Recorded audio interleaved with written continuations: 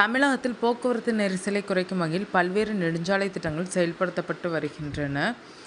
அதில் கவனம் பெறும் வகையிலான 5 மெகா திட்டங்களை பற்றி இந்த வீடியோவில் விரிவாக பார்க்கலாம். 2026ஆம் ஆண்டு பிறந்துவிட்டது. தமிழகத்தில் நடப்பாண்டு பயன்பாட்டிற்கு வரக்கூடிய திட்டங்கள் என்னென்ன என்ற கேள்வி பலருக்கு எழக்கூடும். குறிப்பாக உள்கட்டமைப்பு சார்ந்த வசதிகளை மேம்படுத்தினால் பொதுமக்களுக்கு பெரிதும் உதவிகரமாக இருக்கும். அன்றாட வேலைகள் மிகவும் எளிதாகிவிடும். இதில் சாலை வசதிகள் பெரிதும் முக்கியத்துவம் பெற்று விளங்குகின்றனர்.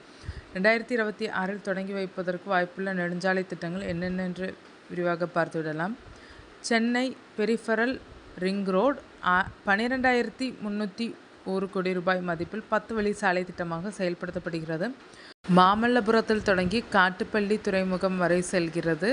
முழு நீள 6 வழி சாலையாகவும் இருபுறமும் 2 சர்வீஸ் சாலையும் அமைக்கப்படுகிறது. மொத்தம் 5 கட்டங்களாக பணிகள் மேற்கொள்ளப்படுகின்றன. எண்ணூர் துறைமுகம் NH5 தச்சூர் திருவள்ளூர் பைபாஸ் தொடக்கம் ஸ்ரீபெரும்புத்தூர் NH4 ஸ்ரீபெரும்புத்தூர் NH4 சிங்கப்பெருமாள் கோவில் NH45 சிங்கப்பெருமாள் கோவில் NH45 மாமல்லபுரம். இதன் மொத்த நீளம் 132.87 கிலோமீட்டர். நடப்பாண்டு இறுதிக்குள் முதல்கட்ட பணிகள் முடிவடைந்து மக்கள் பயன்பாட்டிற்கு வரும் என கூறப்படுகிறது. கோவை மேற்கு புறவழி சாலை மேற்கு மண்டலத்தில் வசிக்கும் மக்களின் நீண்ட நாள் கவனமாக கோவை புறவழி சாலை திட்டம் இருக்கிறது. பாலக்காட்டு சாலையிலிருந்து மேட்டுப்பாளையம் சாலையில் உள்ள கவுண்டம்பாளையம் வரை 6 வழி சாலையாக நீள்கிறது. தற்போது வரை 75% பணிகள் முடிவடைந்துள்ளனர். முழுமை பெறுவதற்கு இன்னும் 1.5 ஆண்டுகள் ஆகும் என்றாலும் முதல் கட்டமாக குறிப்பிட்ட பகுதியில் பணிகள் முடிக்கப்பட்டு விரைவாக திறக்க வாய்ப்பிருப்பதற்காக கூறுகின்றனர். கோவை மேற்கு புறவழி சாலை திட்டம் பயன்பாட்டிற்கு வந்தால் நகருக்குள் நுழையாமல் வெளியிலேயே சுற்றி செல்ல முடியும். இதனால் போக்குவரத்து நெரிசல் குறையும். ஊட்டி மைசூர் செல்வதற்கு உதவிகரமாக இருக்கும். ஊட்டியிலிருந்து கேரளாவிற்கும் கேரளாவிலிருந்து ஊட்டிக்கும் பல்வேறு பொருட்களை வர்த்தக ரீதியில் கொண்டு செல்ல புறவழி சாலை திட்டம் பயனளிக்கும். சேலம் சென்னை பசுமை வழி சாலை எடப்பாடி பழனிசாமி ஆட்சியில் திட்டமிடப்பட்ட சேலம் சென்னை பசுமை வழி சாலை விவசாயிகளின் கடும் எதிர்ப்புகளால் கிடப்பில் போடப்பட்டது. இந்நிலையில் தற்போதைய முதல்வர் மு.க. ஸ்டாலின் தலைமையிலான திமுக அரசு 8 வழி சாலை திட்டம் என்ற பெயரில் சத்தமின்றி பணிகளை மேற்கொண்டு வருகிறது.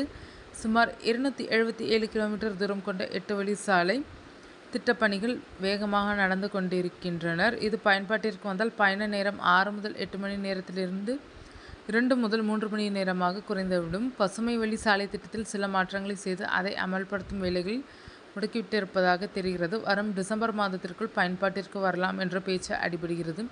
இது தமிழகத்தின் வட மாவட்டங்களை கர்நாடகா மற்றும் ஆந்திராவுடன் இணைப்பதற்கு வழிவகுக்கும். சென்னை பெங்களூரு எக்ஸ்பிரஸ்வே சாலைக்கு எளிதாக இணைப்பை ஏற்படுத்தி கொள்ள முடியும் என்கின்றனர். பெங்களூரு சென்னை எக்ஸ்பிரஸ்வே சாலை தமிழ்நாடு, ஆந்திரா, கர்நாடகா என்ற 3 மாநிலங்கள் வழியாக 10 பேக்கேஜுகளாக பணிகள் நடைபெற்று வருகின்றன. ஸ்ரீபெரும்புத்தூரில் தொடங்கி ஹோஸ்கோட் வரை நீள்கிறது. மொத்தம் 258 கிலோமீட்டர் தூரம் கொண்ட எக்ஸ்பிரஸ்வே சாலை பயன்பாட்டிற்கு வந்தால் சென்னை பெங்களூரு பயண நேரம் 2.5 மணி நேரமாக குறையும். இதில் ஏற்கனவே கர்நாடகா எக்ஸ்பிரஸ்வே பயன்பாட்டிற்கு வந்துவிட்டது. நடப்பாண்டு இறுதிக்குள் தமிழக எக்ஸ்பிரஸ்வே பகுதி முழுமை பெற்று மக்கள் பயன்பாட்டிற்கு வரும் என்று மத்திய அரசு தரப்பில் தெரிவிக்கப்பட்டுள்ளது. கன்னியாகுமரி களியக்காவிளை 4 வழிச்சாலை நாகர்கோவில் நகரின் வாகன நெரிசலை தவிர்க்கும் வகையில் 3000 கோடி ரூபாய் மதிப்பில் செயல்படுத்தப்படும் திட்டம் இது. இந்த சாலை பயன்பாட்டிற்கு வந்தால் கேரளாவுடனான போக்குவரத்து மேலும் எளிமையாக மாறும். வர்த்தக ரீதியில் பல்வேறு நன்மைகள் கிடைக்கும். நடப்பாண்டு இறுதிக்குள் நிறைவு பெறும் வகையில் பணிகள் வேகப்படுத்தப்பட்டுள்ளனர். இதன் பணிகள் நடப்பாண்டு இறுதிக்குள் முழுமை பெறும் என எதிர்பார்க்கப்படுகிறது.